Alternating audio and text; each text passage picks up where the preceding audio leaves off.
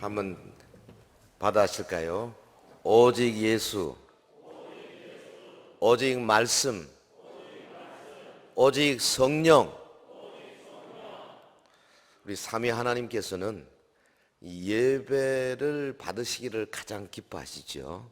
그래서 물론 예배는 개인의 마음, 개인의 삶 속에서도 예배가 일어나야 되지만은 성경은 특별히 강조하는 것은 성도들이 함께 모여서 공동체를 이루어서 회중을 이루어서 다시 말하면 교회를 이루어서 드리는 예배, 그 예배 시간을 매우 기쁘게 받으시는 줄 믿습니다. 그래서 우리가 모일 때 처음에 우리 이 예배를 인도하시는 분이 하나님 앞에 콜 투 월십이라 그러죠. 하나님을 초청하지 않습니까?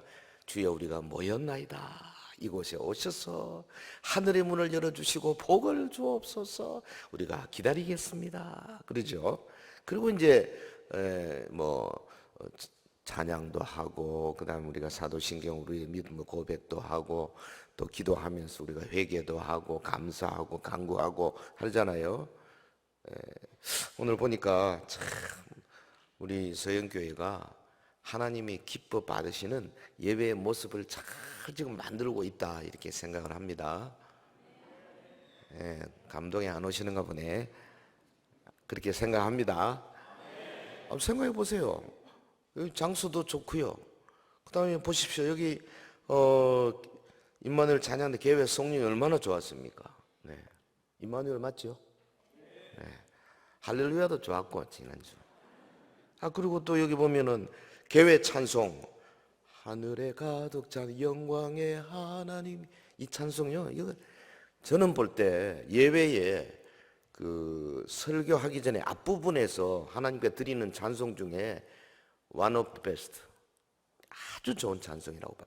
우리말, 우리 한국 사람 지은 거 아닙니까? 제가 옛날 1900 몇 년도인가 86년도인가 저 미국의 카버넷 신학교에서 다닐 때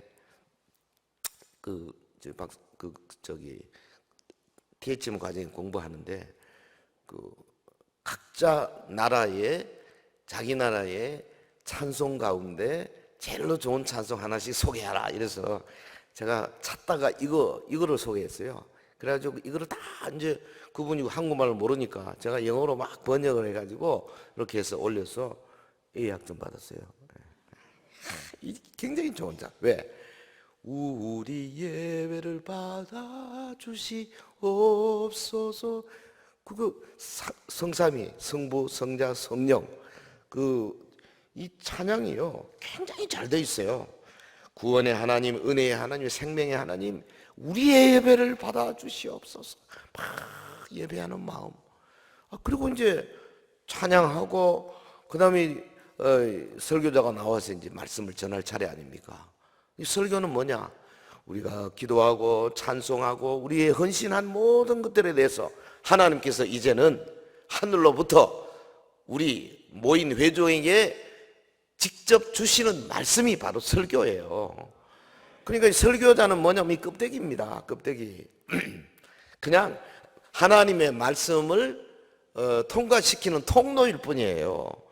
그러니까 목사가 지 생각으로 막 여기저기서 함부로 세상적인 거 가져와가지고 하는 사람은 그 아주 나쁜 사람이에요. 하나님의 말씀이 통과되도록 통로만 될 뿐이에요. 그 말씀이 어디 있는데요? 기록된 말씀이 있는 거죠. 그래서 오직 말씀이라 그러잖아요. 하나님 말씀은 살았고 운동력이 있어. 좌우의 날씨는 어떤 근보다 예리한 겁니다. 인간의 사상, 철학 이런 거 가지고는요 혼, 영, 관절, 골수를 찔러 쪼갤 수가 없는 것입니다. 믿으시면 아멘. 그 말씀은 한마디로 말하면 구약과 신약이 모두 다 인류를 구원하시는 하나님의 구원의 계획에 대한 거예요. 그 구원의 한복판에 누가 계시냐? 예수님이 계시죠. 그래서 구약이나 신약이나 모두가 다 예수님 중심으로 해석을 해야 되는 거죠. 신약은 물론이고 구약, 특별히 오늘 본문의 말씀 출애굽기 4장에 보면 모세를 통해서 하나님이 자기 백성을 출애굽시키려고 하시는 지금 계획을 쭉 진행하는 중에 있지 않습니까? 이거 예수님과 관계되는 말씀이에요. 아멘. 그래서 제가 설교자로서 함부로 딴 이야기 하면 그건 제가 나쁜 사람이 되는 거예요. 거짓 선지자가 될 가능성이 있어요. 그래서 가능하면 하나님 말씀에 있는 것만 이렇게 전하게 될 때에 우리의 예배를 받아 주시옵소서 하신 하나님께서 그 말씀과 더불어 성령으로 역사하시는 줄 믿습니다. 자, 본문에 들어가 보면요, 우리 구약 성경에서 가장 크고 가장 의미 깊은 사건 하나를 들으라. 물론 출애굽 사건이죠. 이거보다 더 큰 사건이 어디 있겠습니까? 출애굽의 역사는 기적의 역사입니다. 뭐 하나하나가 어마어마한 이적, 기적, 이 초자연적인 이런 것들이 가감없이 기록이 되어 있지 않습니까? 그래서 오늘날 우리 현대적인 감각으로, 현대 과학으로, 현대 문명으로 물드는 우리 인간들은 이런 글을 읽을 때에 상당히 믿기 어렵죠. 그럴 수 있냐? 그래서 많은 자유주의 신학자들은 이거를 그냥 하나의 뭡니까? 다 상징적인 것으로 보고, 혹은 옛날 이야기로, 유대의 전통으로 보고, 이게 직접 일어났다 믿지 않는 겁니다. 그래서 소위 어떤 신학자는 이거 성경에 있는 이런 신화적인 존재를 없애야 된다. 비신화화 운동, demythologization 이런 거 주장해가지고 20세기 초반에 아주 획기적인 그런 인기를 끌었잖아요. 지금도 우리 한국 교회는 한 반 정도는 그쪽입니다. 그러니까 여러분, 성경에 있는 기적을 그대로 믿는다는 것이 얼마나 감사한 일인지 몰라요. 저는 믿습니다. 우리 서인의 성도들도 믿는 줄로 제가 믿습니다. 왜냐하면 천지를 창조하신 하나님께서 이거 못 하시겠어요? 이렇게 믿으시면 돼요. 그리고 특별히 지금은 우주 물리학이나 생명공학이나 또 양자역학이나 이런 21세기 이 과학의 발달로 인해 가지고 많은 성경의 기적이 하나씩 둘씩 이 과학적으로 풀어져 가고 있는 시대에 살고 있어요. 양자역학만 하더라도요, 이 미시 세계에서 일어나고 있는 일들, 도저히 우리가 상상할 수 없는 성령의 기적들, 성령의 역사들이 풀어져 가는, 단초가 되는 놀라운 과학이에요. 하나님이 우리의 인지를 이만큼 발전시켜 주셨어요. 생명과학도 그렇잖아요. 제가 지난 금요일 이야기했지만 지금 요번에 노벨 화학상 받은 그 여자분들 그 가위를 가지고 막 DNA 염기 서열을 그냥 막 잘라내는 그런 기술을 발전시켜. 이게 나중에 어떻게 되겠어요? 이 생명과학이 나가면 하나님의 그 생명 창조에 거의 접근하는 수준에 이르러. 앞으로 무슨 코로나 바이러스 같은 것들이 와도요, 이제는 이게 어느 정도, 옛날에는 백신 하나 만드는데 2년, 3년 혹은 5년, 10년 걸렸지만 이제는 한 달, 두 달이면 팍팍 만들어져 가는 시대가 이제 곧 온다고요. 이거 우리 너무 걱정하실 거 없어. 하나님이 지켜주실 줄 믿습니다. 자, 본문에 나오는 이 사건, 하나님이 모세를 불러가지고 떨기나무에서 이스라엘을 인도해내라. 모세가 자꾸 안 하려고 했습니다. 나 못합니다. 내가 부족합니다. 내 같은 게 어떻게 하겠습니까? 그렇죠? 바로왕 피해가지고 도망쳐 나온 게 나이 40인데 미디안 광야에서 40년을 양치기로 살았어요. 아무리 모세가 옛날 애굽의 문물을 통달하고 무슨 장군이었고 혹은 굉장한 사람이다 할지라도 40년 양치기 하고 나면 80 노인인데요. 뭘 하겠어요? 못합니다. 그러니까 하나님께서 모세에게 이 표적을 주시면서 가라는 거 아닙니까? 여러분 출애굽기 3장 그 앞장에 3장 11절에 보면 모세가 하나님께 아뢰되 내가 누구이기에 바로에게 가며 이스라엘 자손을 애굽에서 인도해 내리까? 당연하죠. 겸손한 뿐 아니라 실제로 모세는 자신이 없은 거죠. 그랬더니 오늘 본문 1절 봅시다. 모세가 대답하여 이르되 그러나 그들이 나를 믿지 아니하며 내 말을 듣지 아니하고 이르기를 여호와께서 내게 나타나지 아니하셨다 하리이다. 연약하지요, 모세. 근데 하나님이 그 연약한 인간을 들어서 큰일을 하실 수 있다는 거 모세가 아직 확신하지 못하고 있는 겁니다. 그래서 모세가 하나님으로부터 표적을 받는데요. 하나님은 어떤 분이냐? 요즘도 마찬가지예요. 이 친구를 들어 써야 되겠는데 계속 믿음이 없고 뒤에서 주저주저 할 때 하나님이 때로는 여러 가지 표적도 주시고요, 아주 확실한 말씀도 주시고 심지어는 꿈도 주시고 그래요. 옛날 기드온 보세요. 기드온도 얼마나 약했습니까? 하나님이 기드온에게 표적을 2가지 3가지 주시잖아요. 또 그 뒤에 유다 왕 히스기야에게도 표적을 주셔가지고 그래가지고 네가 죽지 않고 살리라. 하나님이 필요하시면 이렇게 하세요. 네. 자, 오늘 말씀을 통해서요, 저와 여러분 믿음이 커지기를 바랍니다. 믿음이 견고하게 뿌리를 내리시기를 바랍니다. 네, 우리를 구원하시며 인도하시는 주님 앞에 더욱 가까이 가시는 우리 모든 성도들 이 말씀을 통해서 좀 더 성장하고 좀 더 주님이 원하시는 모습이 되면 참 좋겠어요. 모든 성경은 다 예수님 이야기라고 제가 처음부터 이야기했습니다. 자, 첫 번째 보면은 지팡이가 뱀이 되는 표적을 주셨어요. 지팡이가 뱀이 되는 거. 이 지팡이는 히브리 말로 마테라는 건데요. 여기 보통 그 목자가 양칠 때 이렇게 되게 이렇게 해서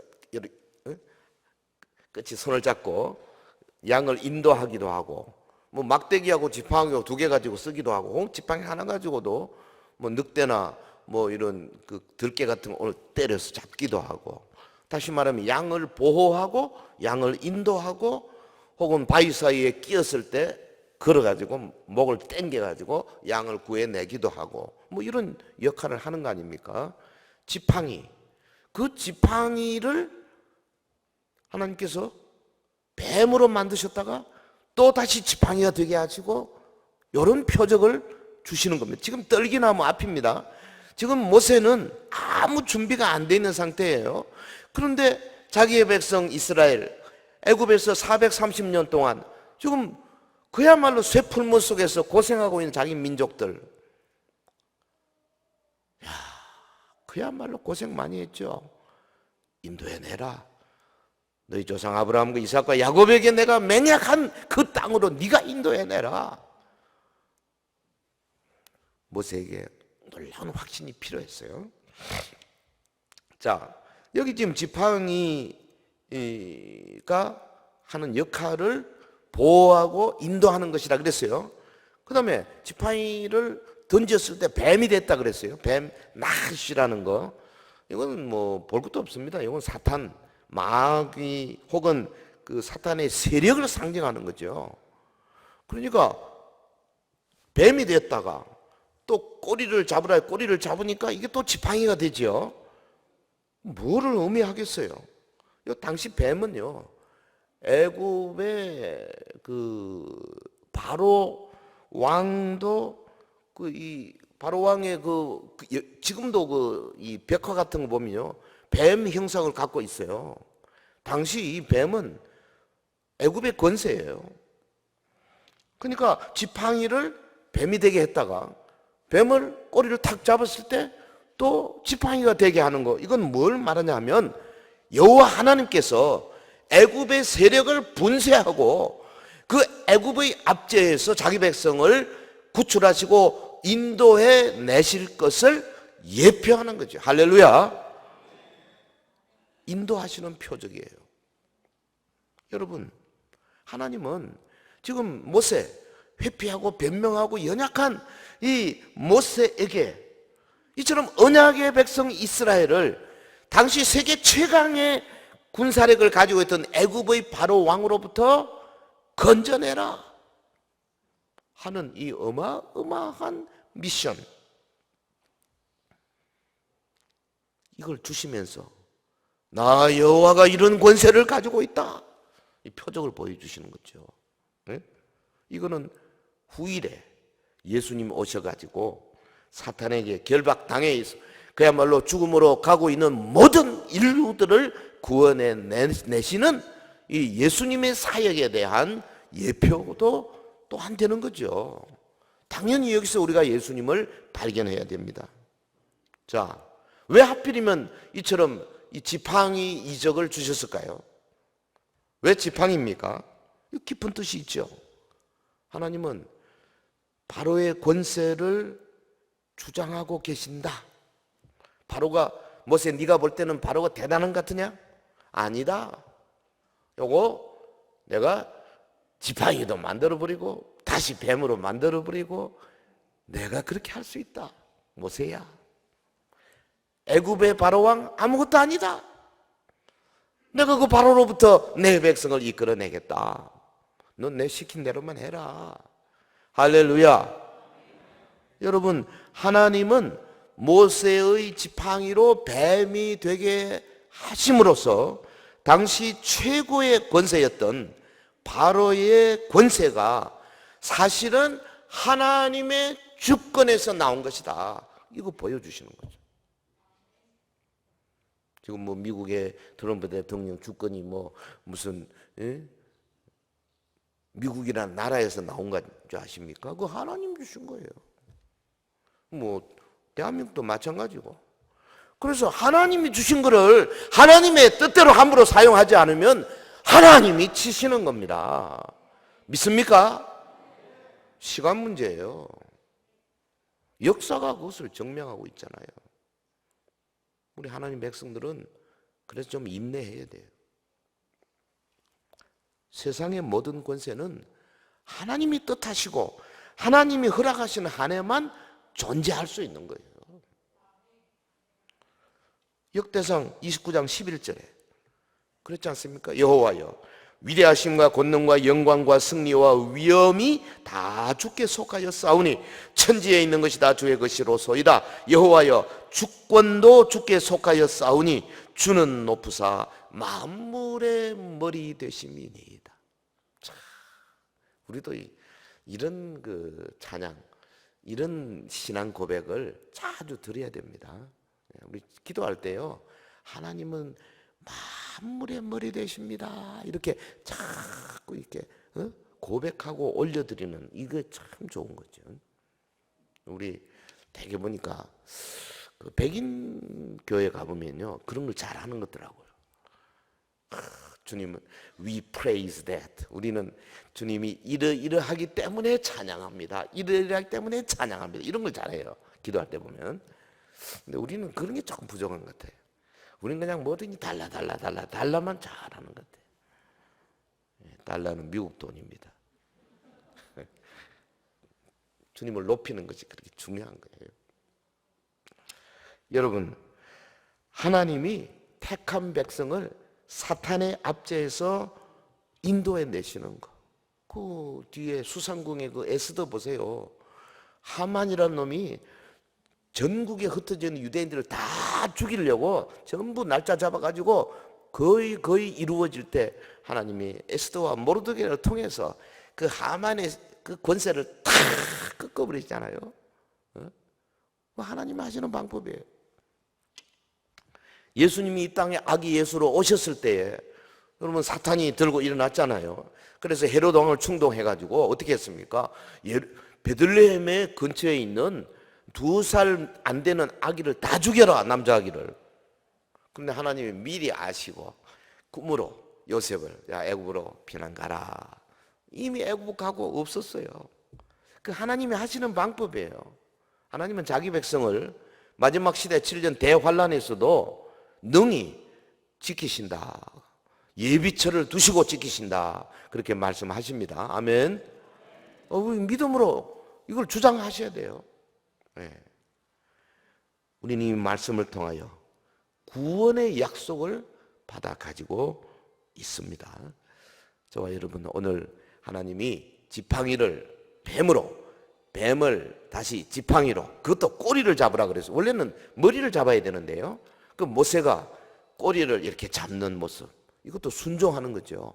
순종할 때에 하나님의 역사가 나타나는 줄 믿습니다. 자, 두 번째 표적 봅시다. 보면은 6절, 7절에 보면 손에 나병이 생기는 이 표적입니다. 나병이라는 게 그 옛날에는 문둥병이라 그랬죠. 요즘 뭐 한센시병 이러기도 하고, 히브리 말로는 나하쉬라는 건데, 이게 말하자면 요즘 우리나라에서 보는 나병하고 똑같지 않을 수도 있습니다. 일종의 피부병이죠. 하지만 그 당시로서는 이거 고칠 수 없는 병입니다. 천형병이라 그랬어요. 뭐 한번 걸리면 낫기 힘들어. 하나님 은혜 아니면 나을 수가 없어요. 모세의 누나 미리암도 나병 걸려가지고 회막에서 쫓겨났잖아요. 바깥에. 천막 바깥에 나가 있고 일주일 동안 있다가 이제 고침 받은 거 보고 다시 들어오는 그런 병이에요. 자, 오늘 6절, 7절 보겠습니다. 6절.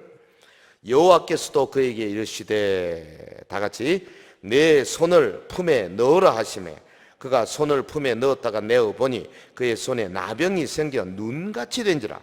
7절. 이르시되 내 손을 다시 품에 넣으라 하시매 그가 다시 손을 품에 넣었다가 내어 보니 그의 손이 벌레의 살로 되돌아 왔더라. 자, 두 번째 표적, 나병 이적입니다. 이거 뭐 놀라운 일이죠. 품에 넣었다가 빼니까 하얗게 돼. 얼마나 놀랬겠어요. 다시 넣었다가 빼니까 되돌아왔어요. 이게 보통 보면은 그렇다 그래요. 그 처음에 비듬딱지 같은 게 생겨가지고 막 경미한 상처 정도인데 점점 이게 심해지면 눈처럼 휘어지고 건조해지고 그리고 두꺼워져. 그래서 이 모든 사람들이 볼 때 이건 하나님의 징계를 받는다. 무슨 죽을 죄를 졌구나. 사람들이 그렇게 볼 정도로 무서운 병이었다. 그렇습니다. 이게 뭘 의미할까요? 모든 성경은 예수님 중심으로 해석해야 된다고 그랬습니다. 그럼 이게 좀 뭘 의미합니까? 하나님이 이스라엘을 나병같이 무서운 죄악으로부터 구원해 내실 것을 여기 조금 의미하는 거 아니겠어요? 성도 여러분, 하나님이 지팡이로 우리를 인도하실 때 누구를 인도하십니까? 죄악투성이로 그냥 온갖 나쁜 짓 다 하는 세상 사람 똑같은 그런 사람들을 인도하시겠어요? 아니죠. 예수 그리스도의 보혈로 깨끗함 받은 사람들, 하나님 나라 백성이 된 사람들, 하나님의 자녀로 칭함받는 사람들, 이 사람들을 주님이 인도해 가시지 않겠습니까? 그러니까 이게 지금 나병같이 이 무서운 죄악, 여기서부터 깨끗함 받는 이게 필요하다 그 말이죠. 실제로 이스라엘 백성들이요, 출애굽해서 홍해 건너고 광야 40년 동안 연단을 많이 받았습니다. 뭐 죄도 많이 지었죠. 그러다가 죽기도 많이 죽고, 그래서 뭐 애굽 나올 때 20살 이상 된 사람들은 광야에서 다 죽었어요. 광야에서 태어난 사람들만 남아가지고, 그 뭐 요수아와 갈렙 두 사람 빼고요. 그리고는 요단을 건너서 가나안에 들어갔지 않습니까? 얼마나 많은 사람들이 거기서 죽었습니까? 장정만 60만이 죽었으면요, 매일 뭐 몇십 명씩 죽어나가는 그런 삶을 계속 40년간 살았다 그 말이에요. 그러면서 어떻게 됐습니까? 홍해 앞에서는 꼼짝도 못하고 모세가 지팡이를 가리키고 홍해가 가라질 때까지 기다려야 됐지만은, 여러분 나중에 40년 이후에 이스라엘 백성이 단련이 되고 나서 어떻게 됐어요? 요단강 앞에서는 너희가 요단에 이르거든 요단에 들어서라. 그만큼 성장한 거죠. 예. 이제는 요단이 쫙 갈라지고 나서 간 게 아니라 요단 강물이 철철 흘러나오고 있는데 그냥 제사장들이 언약궤를 메고 들어서는 겁니다. 왜? 믿음으로 들어서는 거예요. 우리가 들었을 때 하나님이 갈라주신다. 아멘. 이거는 성장한 사람들 많이 가능한 거예요. 아무나 할 수 있는 거 아니에요. 하나님은 초신자에게 이렇게 큰 걸 원하지는 않으십니다. 그러나 5년, 10년, 20년 오랜 신앙생활 하신 분들한테는 그 앞에 뭐가 올지 모르지만 믿음으로 들었으라고 말씀하시는 거죠. 그러기 위해서 우리가 나병 같은 무서운 더러운 죄악을 깨끗함 받아야 되는 거죠. 이게 예수 그리스도의 십자가 보혈 아니고는 불가능한 겁니다. 그의 보혈이 주홍같이 붉은 우리의 죄를 깨끗하게 하시는 줄 믿습니다. 그의 보혈이 이 세상의 그 어느 누구도 깨끗하게 하실 수 없는 우리의 그 무섭고 더럽고 냄새나는 모든 허물들을 깨끗하게 정리해 주시고, 모든 악한 바이러스들을 다 없애 주시고, 그래서 하나님이 너는 의롭다 불러주시도록 만들어주시는 역사, 이게 오늘 저와 여러분의 믿음의 역사 아니겠습니까? 할렐루야. 로마서 3장 23절에 모든 사람이 죄를 범하였음에 하나님의 영광에 이르지 못하더니 그리스도 예수 안에 있는 속량으로 말미암아 하나님의 은혜로 값없이 의롭다 하심을 얻었느니라. 값없이 의롭다 하심을 받았어요. 이것만 생각하면요, 참 감사하죠. 네. 뭐 하나님 앞에 내세울 게 있겠다고 우리가 뭐 주여 왜 나한테는 뭐 안 해주심, 어떻게 그렇게 말할 수 있어요? 우리 하나님 앞에 내세울 게 하나도 없어요. 그냥 값없이 의롭다 하심을 얻은 자 된 거죠. 사랑하는 성도 여러분, 지금 여러분의 손은 얼마나 깨끗합니까? 혹시 이 중증 나병 환자와 같은 그런 하얗게 된 손은 없습니까? 예수님의 품 안에 쫙 넣었다가 한번 빼면, 주님의 보혈 속에 팍 담궜다가 빼면 깨끗하게 고침받게 될 줄 믿습니다. 믿습니다. 우리 서연의 모든 성도들이 정말로 주님의 보혈에 자신의 모든 것들을 집어넣고 깨끗함 받아서, 그래서 주님이 그래, 너는 나의 피로 깨끗함 받았다. 주님이 말씀해 주시는 그런 대상이 되기를 주의 이름으로 축원합니다. 특별히 우리 서연교회가 가장 먼저 해야 할 일은 나는 이거라고 생각해요. 네, 지난 금요일 잠깐 이야기했지만 뭐 다른 사람 보고 자꾸 말하는 게 아니라 나부터 정말로 주님의 십자가 앞에서 한번 몸부림치면서 회개하고 깨끗해지세요. 그리고 주장하시기를 바랍니다. 그러므로 이제 그리스도와 예수 안에 있는 자에게는 결코 정죄함이 없나니 이는 그리스도 예수 안에 있는 생명의 성령의 법이 죄와 사망의 법에서 나를 해방하였다. 또 이렇게 참 이런 시간을 많이 가지세요. 특별히 우리 한국 교회가 전체적으로 마음을 모아야 할 가장 시급한 일이 바로 이겁니다. 1907년 평양 대부흥운동의 그 순수한 회개 운동과 같은 게 있어야지, 오늘날처럼 무슨 교회가 말이죠, 교단과 교파끼리 무슨 정치적으로 끌고 땡기고 뭐 이래가지고 누구를 세우냐 뭐를 어쩌냐 이따위 짓을 하면서 이게 무슨 하나님 받아주시겠어요? 아주 그냥 순수하게 깨끗하게 십자가 앞에 엎어져야지. 남 볼 거 없고 나 자신이, 여러분 개인이 주님의 보혈에 집어넣어서 탁 뺐을 때 깨끗해졌구나. 이 놀라운 체험들이 계속되기를 주의 이름으로 축원합니다.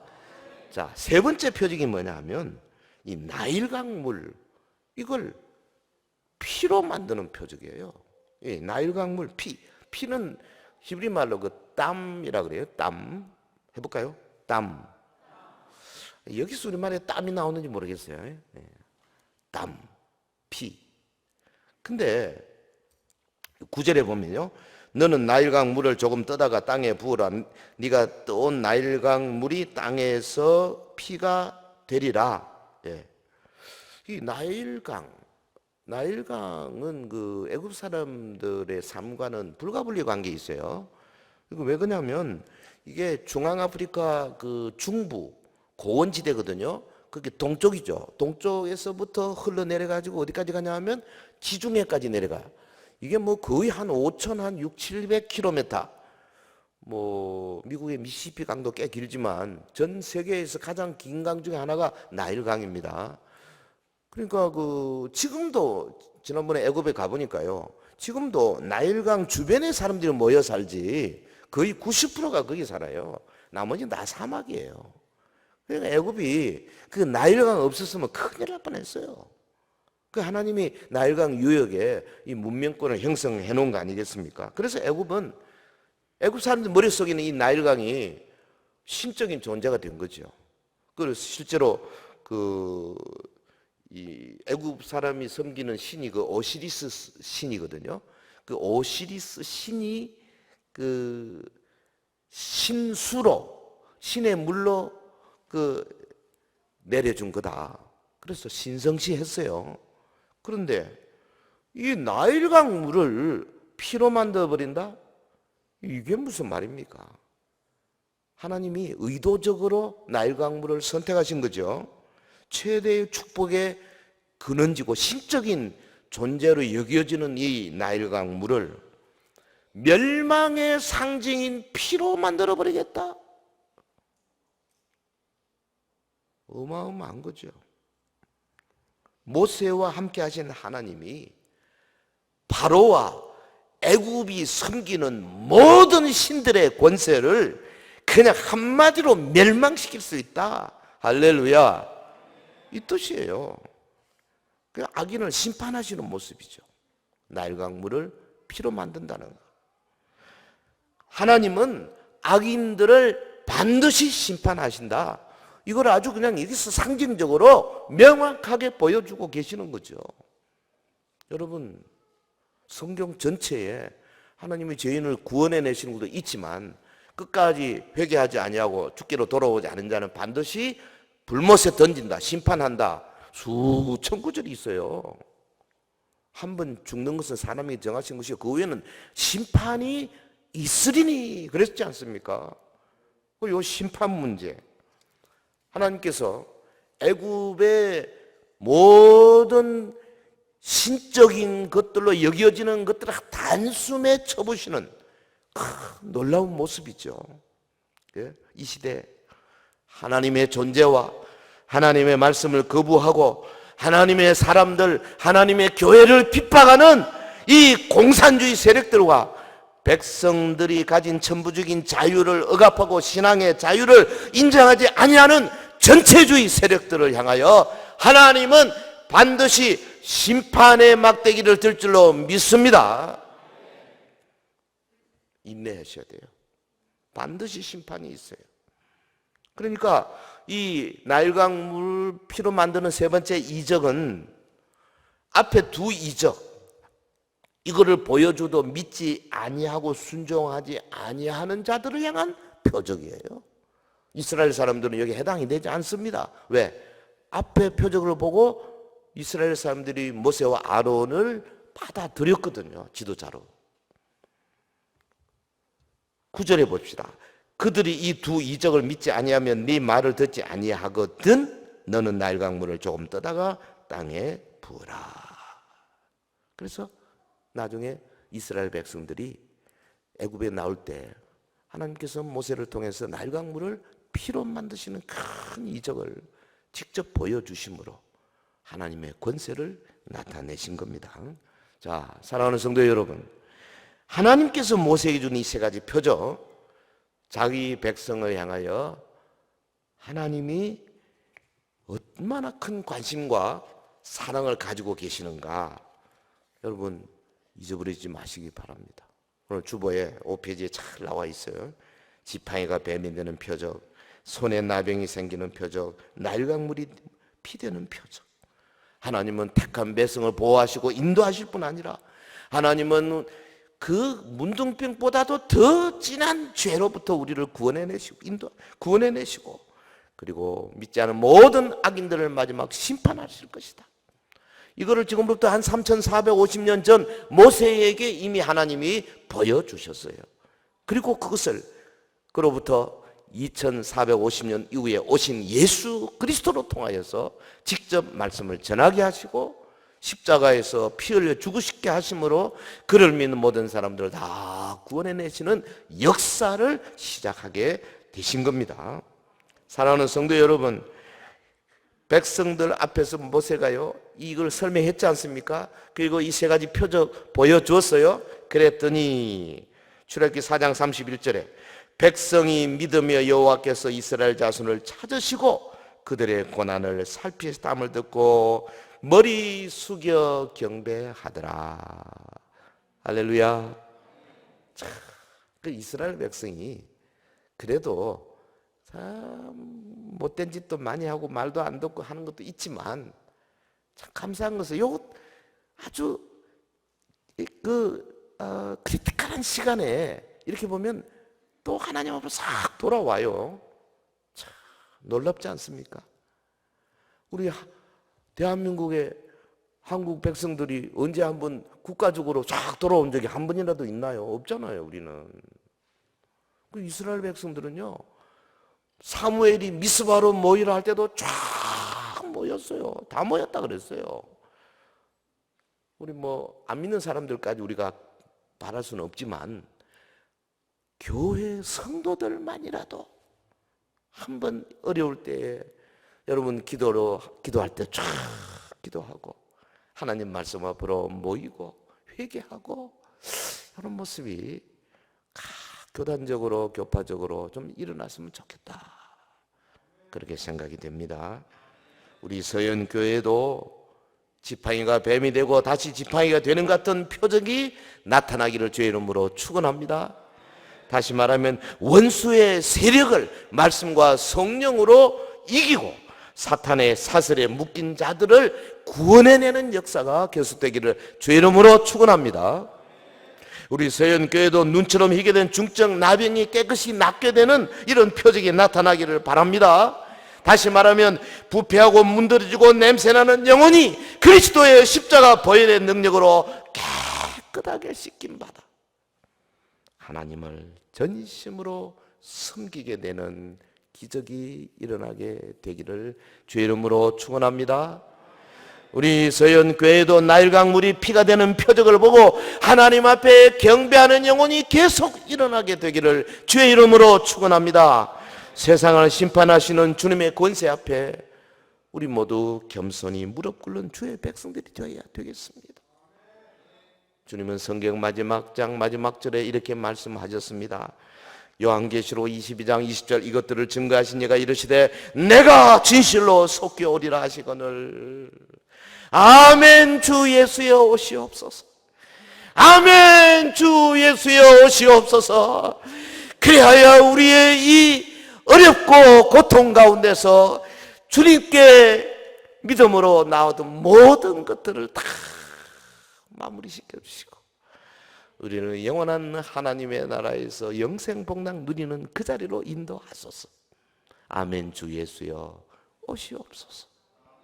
저와 여러분의 기도 제목이 되기를 주의 이름으로 축원합니다. 축원합니다.